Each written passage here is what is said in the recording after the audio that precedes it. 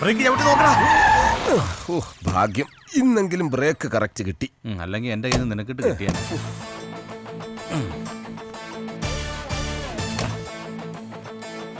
Good morning.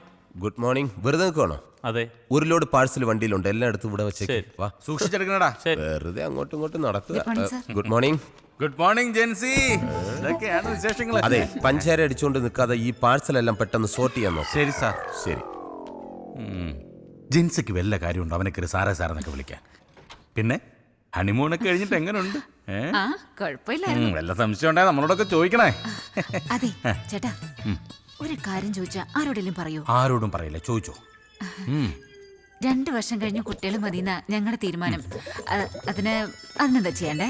ഒന്നും ചെയ്യാണ്ടിരിക്കുക, അതേ ഉള്ളൊരു വഴി. എന്നാലും പറയേ. എന്നൊന്നും പറഞ്ഞിട്ട് കാര്യമില്ല. എന്താ ഇത്ര അത്യാവശ്യം? പറ്റിക്കഴിഞ്ഞ നിന്റെ ചേട്ടനാ. എന്താ ഏട്ടാ? അയ്യോ, എപ്പോഴായിരുന്നു ബോധം വീണാ? എന്താടാ? കരയല്ല ചേട്ടാ ഇങ്ങനെ. ചേട്ടാ സമാധാനിക്ക്. ഇതൊക്കെ എല്ലാവരും ജീവിതത്തിൽ ഉണ്ടാവുന്നല്ലേ ചേട്ടാ. ഞാൻ വരാം, പിന്നെ വരാം. ചേട്ടൻ വെച്ചു. കരയല്ലേ? എന്താ പ്രശ്നം? ചേട്ടന്റെ ഭാര്യ പ്രസവിച്ച് പെൺകുഞ്ഞാന്ന്. ഒരു പെൺകുഞ്ഞ് ജനിച്ചതിനാണോ നിനക്ക് നിന്റെ ചേട്ടനും ഇത്രയും ടെൻഷൻ? എടാ, പെൺകുഞ്ഞെന്ന് പറഞ്ഞാൽ വീടിന്റെ വിളക്കാണ്, അതറിയോ? ഇപ്പൊ തന്നെ 6 വിളക്കുണ്ട് വീട്ടില്. ഇതിനെല്ലാം കൂടെ എണ്ണ ഒഴിക്കാനുള്ള കാശ് നീ തരുവാടാ? കഴിഞ്ഞ മാസം ശമ്പളം ഇങ്ങനെ നീ സമാധാനപ്പെടും. പാചകം കഴിക്കാൻ വേണ്ടി എല്ലാത്തിനും നല്ല മിടുക്കാണ്. കൊച്ചേ, കവർ വല്ലതും ഉണ്ടെങ്കിൽ അന്നേ. വിളക്കാണ് പോലും. ഇതാർക്കേത്? ബാബാ കല്യാണി. ബാബാ കല്യാണി, ബാബാ കല്യാണി. സ്വാമി ശരണം. അതെ, ശ്രദ്ധയില്ല. ഇത് ജെന്റിൽമാനാ, ഇവൻ കൊണ്ട് കൊടുത്തോളൂ. പ്രിൻസേ, ഇതുകൊണ്ട് പോയി പുറത്ത് കളഞ്ഞേ. ഇതാരടി തെങ്ങന്തയൊക്കെ കൊറിയറിൽ അയച്ചത്? തേങ്ങയായിട്ട് അയച്ചതാന്നേ. മേൽവിലാസം കറക്റ്റ് അല്ലാത്തത് കൊണ്ട് ഇതിനകത്ത് കിടന്ന് മുളച്ചതാ. ഇനിയുണ്ട് ഒരു 10-16 എണ്ണം. ഇതെല്ലാം എടുത്ത് മാറ്റിയില്ലെങ്കിലേ കൊറിയർ ഓഫീസ് തെങ്ങും തോപ്പായിട്ട് മാറും. ഇനിയെങ്കിലും നീ കറക്റ്റ് ആയിട്ട് അഡ്രസ് നോക്കി കസ്റ്റമർക്ക് സാധനം കൊടുക്കാൻ നോക്കേ. പോവല്ലേ ഞാൻ എപ്പോ നോക്കിയാലും പോവല്ലേ. പെമ്പിള്ളാറ വല്ലതും ഉണ്ടെങ്കിൽ ഒരെണ്ണെടുത്തിങ്ങ. എനിക്ക് മനസ്സിലായി. Ramani KP charms beauty parlour. Ramani KP charms beauty parlour. Charms beauty പാർലറിലെ Ramani KP. Come follow me, follow me.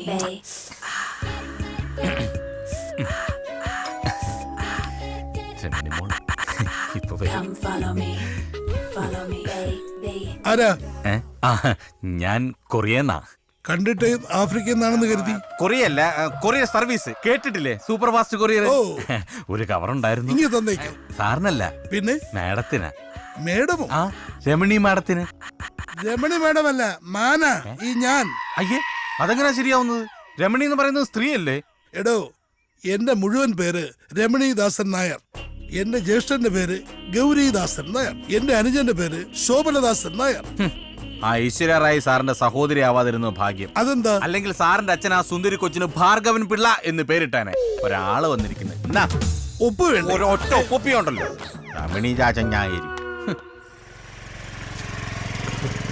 വാതിലും തുറന്നിട്ടിട്ട് നിന്റെ അച്ഛൻ ഇത് എവിടെ പോയതാടി? ടിവിയുടെ മുമ്പിൽ കാണും. റോഡ് ക്രോസ് ചെയ്യുമ്പോ വണ്ടി ഇടിച്ചെന്നോ? എന്നിട്ട് ഹോസ്പിറ്റലിൽ കൊണ്ടുപോയില്ലേ? അവസാനം മക്കളെല്ലാം കണ്ടിട്ടാണോ മരിച്ചത്? എന്താ പറ്റിയച്ചാ? എല്ലാം പോയി മോളെ. ആക്സിഡന്റിൽ മരിച്ചു. ഈശ്വര, ആരാ അമ്മവാ? അത്തിമുറ്റത്തെ ജയന്തി. അതാരാ അമ്മവാ? ആ കുങ്കുമപ്പൂവിലെ പ്രൊഫസർ ജയന്തി. ആദ്യം ആ രുദ്രൻ, പിന്നെ ജയന്തി. ഇത് ഞാൻ എങ്ങനെ സഹിക്കും? നിന്റെ അച്ഛന് സീരിയൽ ഭ്രാന്ത് തീർന്നില്ലേ? നിങ്ങൾ കുറെ നേരമായി വന്നിട്ട്? ഇല്ലമ്മാവാ, കുറേ നേരം ആയേ ഉള്ളൂ. നീ പോയി ചായ എടുക്ക്. നീ ചായ കുടിച്ചിട്ട് പോയാ മതി. പോയിട്ട് അത്യാവശ്യമുണ്ട്. അതെ. എന്താ? പരസ്പരം കാണണം. നമ്മള് ഇപ്പൊ കണ്ടില്ലേ? നല്ല സീരിയലാ, തുടങ്ങാറായി. ഞാൻ കാണാൻ പോവാ. ഇങ്ങനെയുണ്ടോ സീരിയൽ ഭ്രാന്ത്?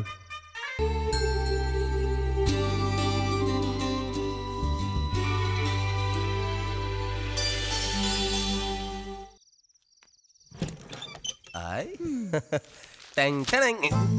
ഹായ്. ദേ നിങ്ങൾക്ക് എല്ലാവർക്കും ഉള്ള ഡ്രസ്സ് ഇത് പിടിച്ചേ. ഈ ഏട്ടന് ഇത്തിരി നേരത്തെ വന്നൂടെ?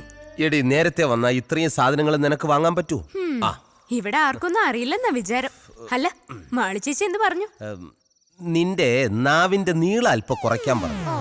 അവിടെ ചെന്ന് ഇത്രയും നേരം അടയിരിക്കാതെ നിനക്ക് ആ പെണ്ണിനെ ഇങ്ങ് വിളിച്ചോണ്ട് വന്നൂടെ? ആ ആഗ്രഹമില്ലാഞ്ഞിട്ടല്ല, ആദ്യം ഇവളെ നല്ലൊരുത്തന്റെ കൂടെ പറഞ്ഞയക്കട്ടെ. നടന്നത് തന്നെ. വിമലേച്ചിയുടെ കല്യാണം നടത്തിയ കടം ഇതുവരെ തീർന്നിട്ടില്ല. ഒക്കെ നടക്കൂടി. പിന്നെ ഇതെന്തിനാ പാതിരാത്രി ബാങ്ക് വിളിക്കുന്നത്? ഇത് വാങ്കുവിളിയല്ല, നിന്റെ പുന്നാര അളിയന്റെ നിലവിളിയാ. സദാസമയം പാർട്ടി പ്രവർത്തനം അല്ലേ? ഏതോ സമരത്തിന് പോയി തല്ലും കൊണ്ടോണ്ട് വന്നിരിക്കുക. ആവി പിടിക്കുന്നതിന്റെ ബഹളം ആ കേക്കുന്നേ.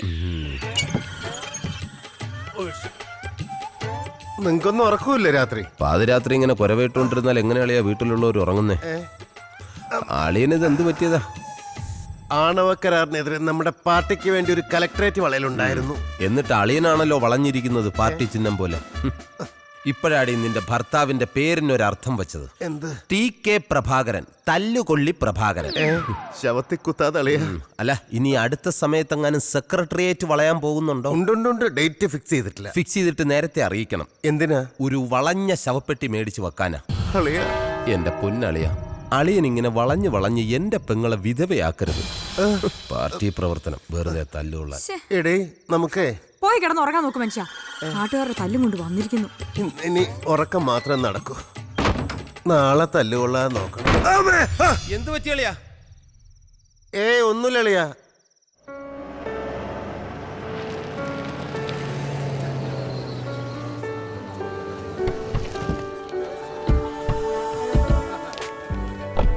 Hi, good morning. Hi. Okay. നിങ്ങൾ കാണിക്കുന്ന സ്നേഹത്തിനും സഹകരണത്തിനും എല്ലാം നന്ദി. ഇപ്പൊ ഒന്നും പറയാൻ നിർവാഹമില്ല. സമയം വരുമ്പോൾ ഞാൻ തന്നെ നിങ്ങളെ വിളിച്ചെല്ലാം പറയാം കേട്ടോ.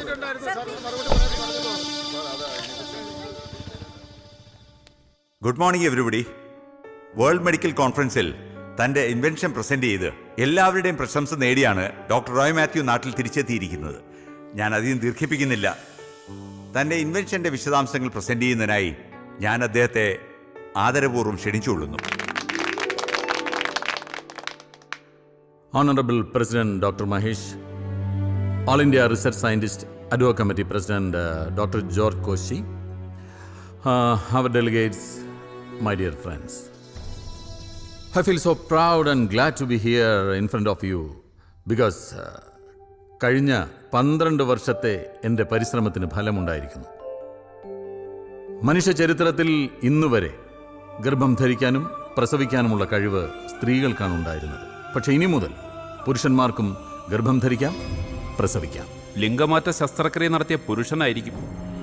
That's quite natural doctor Bijoy. അയാൾക്ക് ഗർഭപാത്രം ഉണ്ടല്ലോ. ഞാൻ ഉദ്ദേശിച്ചത് യഥാർത്ഥ പുരുഷനെ കുറിച്ചാണ്. സസ്തനികളായ മുയൽ, കുരങ്ങ് എന്നിവയിൽ നടത്തിയ പരീക്ഷണങ്ങൾ വിജയിച്ചപ്പോഴാണ് മനുഷ്യരിലും ഇത് പരീക്ഷിക്കാം എന്ന നിഗമനത്തിൽ ഞാൻ എത്തിയത്. So I would like to request your kind attention for my presentation.